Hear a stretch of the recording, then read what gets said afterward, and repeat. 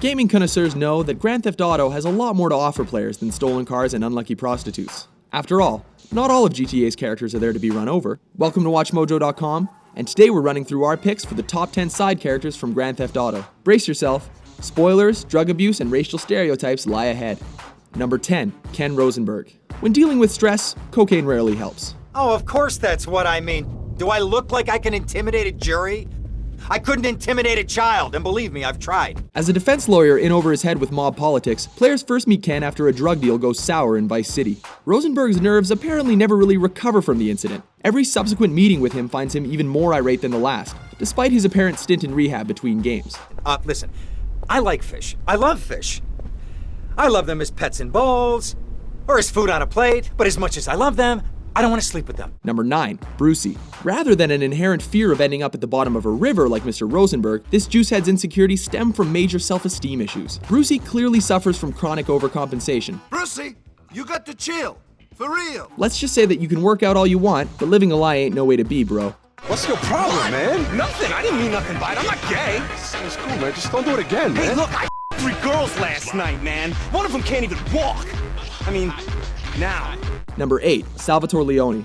A veteran of the franchise, Salvatore meets his untimely end at the conclusion of GTA 3, before reappearing several years earlier in Liberty City Stories and San Andreas. Like any good mafia don, Sal is warm and friendly one moment and raging and murderous the next, but darned if you don't want him to like you. I'm proud of you, my boy. You kicked the shit out of those grease balls. Number 7, Lance Vance.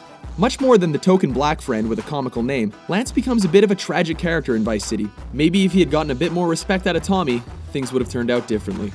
Sorry, Tommy. This is Vice City. This is business. Oh well, that's business. Pick the wrong side, Lance. Number 6, Frank Tenpenny. Welcome home, Carl. Glad to be back. Voiced by Samuel L. Jackson, few players should have been surprised when this corrupt police officer turns out to be the main antagonist in San Andreas. Fewer still should have been surprised that he dies at the end, because if there's one group that never gets a break in the franchise, it's the cops. Samuel L. Jackson is in everything, isn't he? Shut your dumb ass up and load the bag. Number 5, Yusuf Amir. He's crass, he's vulgar, he's the physical embodiment of excessive wealth, but damned if he isn't lovable. You see this city? I own it. Everything. Seriously. Really? No. Maybe it's because he's one of the few friendly characters that stays friendly. It's definitely not his taste in music or underwear. We getting A-Rap money. Come on, baby. We got A-Rap money. Number 4, Little Jacob. If Brad Pitt's character from Snatch had a baby with Barrington Levy, it would probably be Little Jacob. Rondo, you want blood clot? Cause I don't even bomb clot rate, you know. Speaking that gibberish! All kidding aside, what makes Little Jacob such a refreshing character is that while he is a stereotype of sorts, he doesn't fit the typical gangster stereotype so common in the series. Good luck with your comprehension though. Turning on the subtitles probably won't help. Number 3, Catalina. What kind of a man are you? When I say just business, I mean that I love you. When I say I'm no interested no more, I mean that I love you. And when I say that I miss you. Wait! Leave my car alone. Unique to the franchise, Catalina is a walking stereotype, femme fatale, and vivacious villain all rolled into one. After Carl is reluctantly forced to partner with her both in crime and in the bedroom. Baby, please, no. Please, baby, no. Ow! Hey! Ooh! Catalina moves to Liberty City where she becomes pivotal in the story of GTA 3. Catalina is as memorable as she is vulgar and unpleasant. What can we say? Daddy issues. Number 2, Roman Bellic. Nothing's closer than family, and anyone who's played GTA 4 for even an hour is sure to remember their favorite Cousin.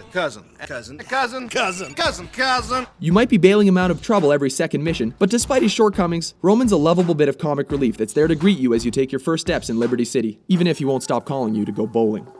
Number 1, Lazlo Jones. Didn't see it coming, did ya? The one character who's been in the past 6 major GTA titles isn't actually ever on screen in any of them. I tell you one thing, it takes a lot of soul, compassion, commitment, and artistic integrity to play other people's music for money. At any time, players can tune in to hear the often manic DJ banter with his equally manic guests. Oh, great. My first show and a dude nearly kills me. Now I'm being harassed by a former sociology professor and an alcoholic turned self-deifying cultist. Please, I gotta get back to the East Coast. Not only a staple of the franchise, Lazlo Jones is a real person. He has co-written and produced content for many of the games, and currently has a radio show on the internet.